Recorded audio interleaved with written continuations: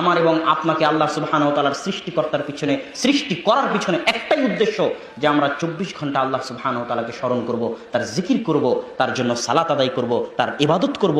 এই জন্যই আল্লাহ সৃষ্টি করেছেন। কিন্তু আল্লাহ জানেন যে আমার বান্দা এতক্ষণ, এই 24 ঘন্টা দিন রাত, জন্ম থেকে মৃত্যু পর্যন্ত আমার ইবাদত করতে পারবে না।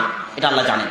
এই জন্য আল্লাহ সুবহানাহু ওয়া তাআলা বলছেন, বান্দা আমি জানি তুমি দিন রাত 24 ঘন্টা ইবাদত করতে পারবে না, আমি জানি তুমি জন্ম থেকে মৃত্যু পর্যন্ত ইবাদত করতে পারবে না। তবে একটা জিনিস জেনে রাখো, অন্তত পক্ষে কমসে কম যে কোনো মূল্যে যদি আমার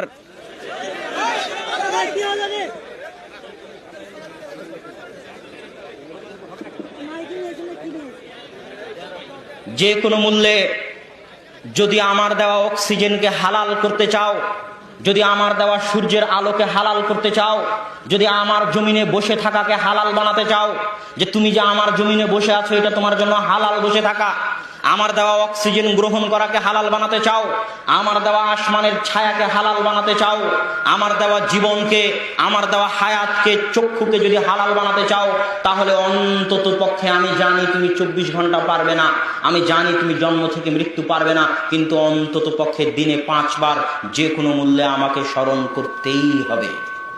ওয়া আকিমিস সালাতা লিযিকরি, আমাকে স্মরণ করার জন্য, আমার জিকিরের জন্য তোমরা সালাত কায়েম করো।